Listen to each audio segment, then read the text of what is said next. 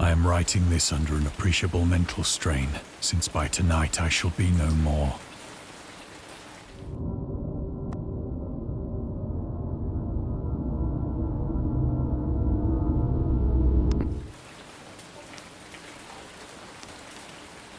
Penniless, and at the end of my supply of the drug which alone makes life endurable, I can bear the torture no longer, and shall cast myself from this garret window into the squalid street below.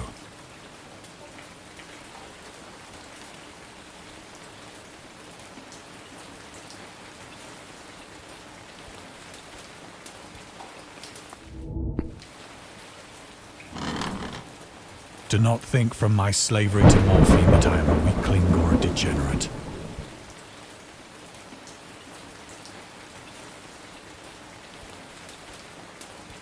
When you have read these hastily scrawled pages, you may guess, though never fully realize, why it is that I must have forgetfulness or death.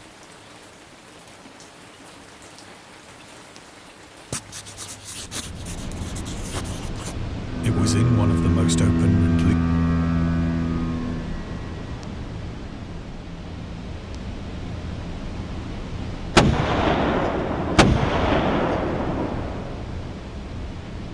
The Great War was then at its very beginning, and the ocean forces of the Hun had not completely sunk to their later degradation, so that our vessel was made a legitimate prize, whilst we of her crew were treated with all the fairness and consideration due us as naval prisoners.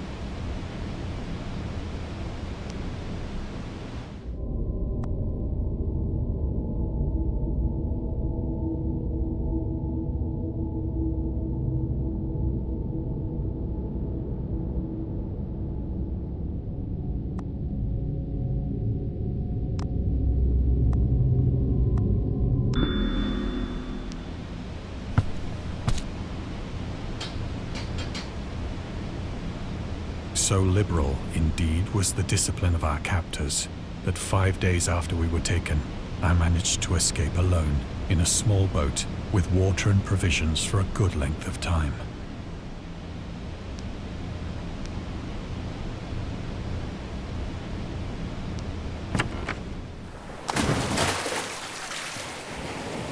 When I finally found myself adrift and free, I had but little idea of my surroundings.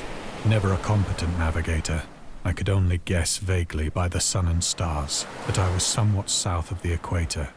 Of the longitude, I knew nothing.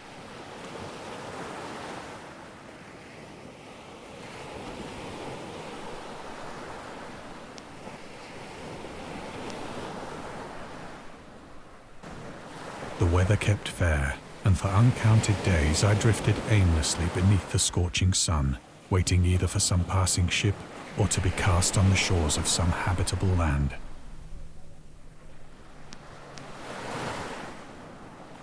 But neither ship nor land appeared, and I began to despair in my solitude upon the heaving vastness of unbroken blue.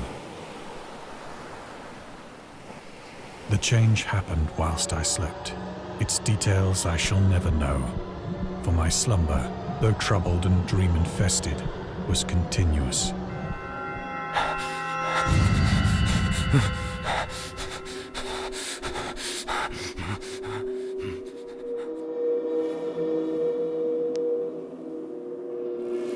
When at last I awoke, it was to discover myself half sucked into a slimy expanse of hellish black mire, and in which my boat lay grounded some distance away. Though one might well imagine that my first sensation would be of wonder at so prodigious and unexpected a transformation of scenery, I was in reality more horrified than astonished. For there was in the air, and in the rotting soil, a sinister quality which chilled me to the very core. The region was putrid with the carcasses of decaying fish, and of other less describable things which I saw protruding from the nasty mud of the unending plain. Perhaps I should not hope to convey in mere words the unutterable hideousness that There was nothing within hearing, and nothing in sight, save a vast reach of black slime. Yet the very completeness of the stillness and the homogeneity of the landscape oppressed me with a nauseating fear. The sun was blazing down from a sky which seemed to me almost black in its cloudless cruelty, as though reflecting the inky marsh beneath my feet.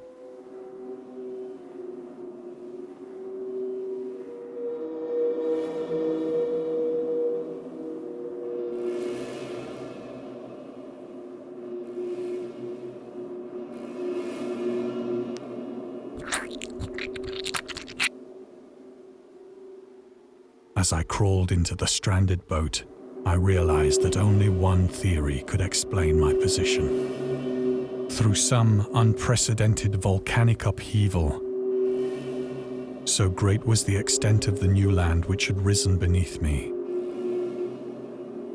nor were there any seafowl to prey upon the dead things.